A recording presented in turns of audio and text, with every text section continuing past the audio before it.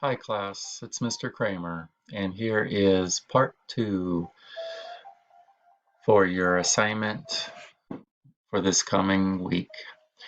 So let's get right into it because we have a lot to cover. So we're going to look at graphing logarithmic functions with parameter changes. So let's take a look at our first function. We have a log function, and we want to graph this function by hand without using a calculator.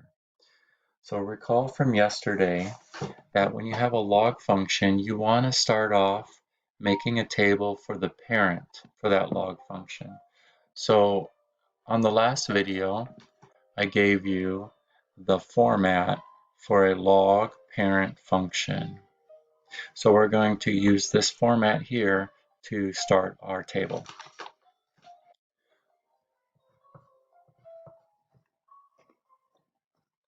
So this is a common logarithm because here we have a base of 10. So we're going to start off with 1 over 10, and then it's going to be at negative 1. And our next point, 1, 0, 10, 1. So here are 3 points for our parent. The parent for this, remember, would have no parameters, no transformations. So the parent for this would be basically log of x. So now we're going to apply these parameter changes. Okay, so first of all, inside here we have our h value, which is affecting our x variable. And so we're going to go ahead and translate the x values 1 unit to the left. Now, if a parent is watching along with you, you might have to explain to them that what we talked about, that anything that happens to x is going to be the opposite. So if it's plus, we're going to subtract. Your x always lies.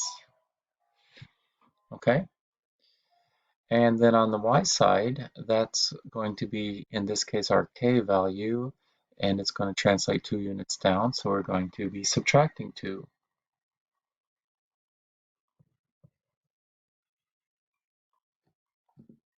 Now we're going to do the math. Okay, and so to save time, I went ahead and did the math. Hopefully you are on Remind 101.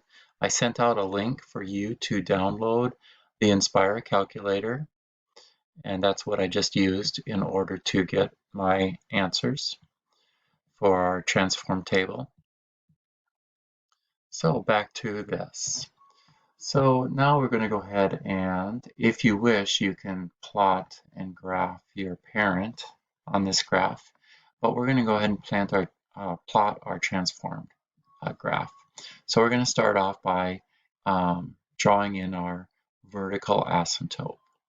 So down here I have listed some topics that I'm discussing with you. So right here, equation of the asymptote is going to be x equals negative 1. Recall in the last video that we did,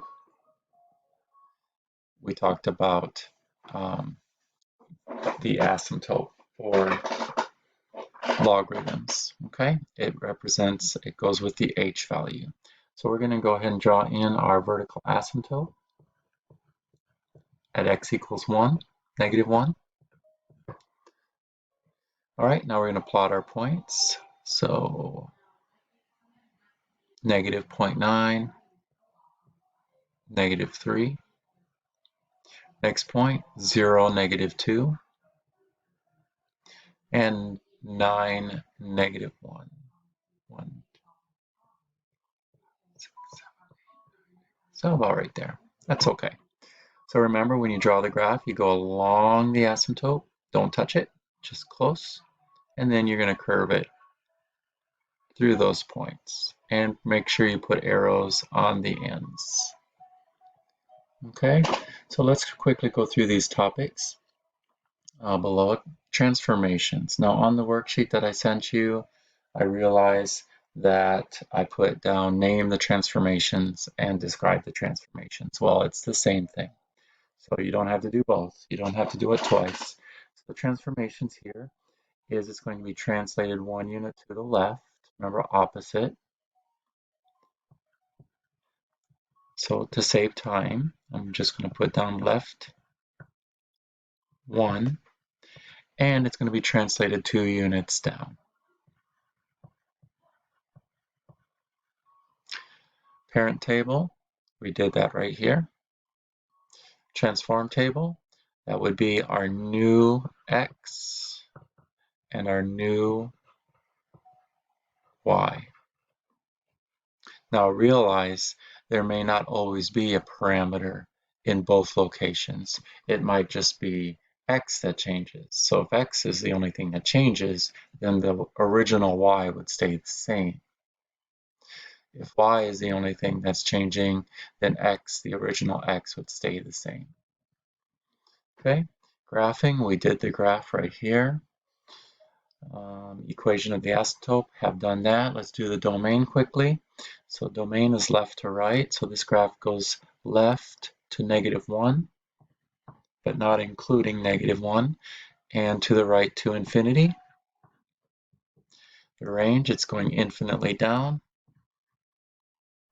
and infinitely up. Remember that you can also write that as all real numbers. And another way you could write this is x is greater than -1 using inequality notation.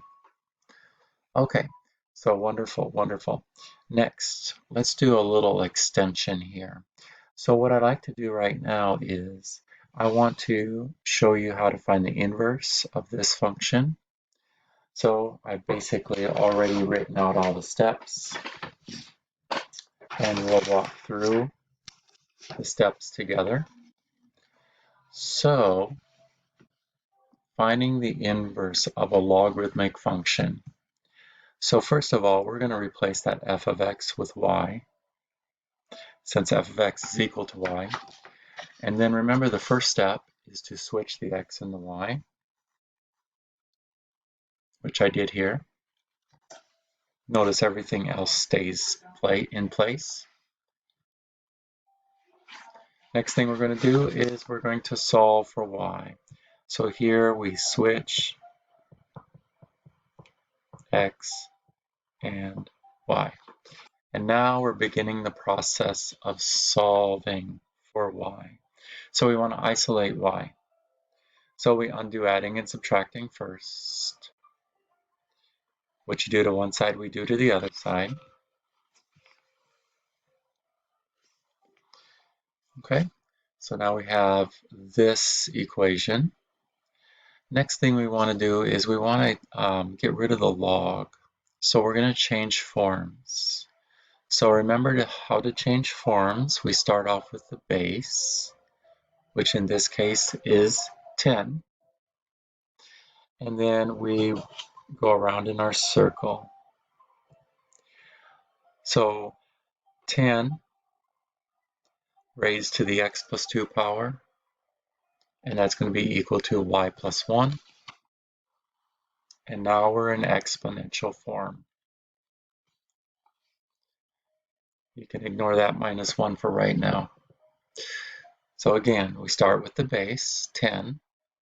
That's why I put a 10 here. And then I went around in the circle. Remember, this is what a logarithm equals. Remember, a logarithm equals an exponent. So 10 to the x plus 2 power equals y plus 1. All right, we're almost done. Next, we're going to subtract 1 on both sides. And here is our inverse function.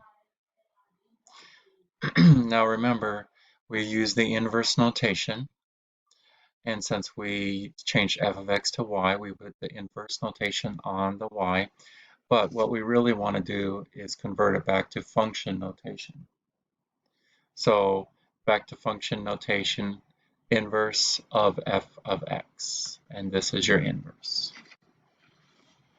And our horizontal asymptote, remember, is associated with k for exponential, and so we would have y equals -1.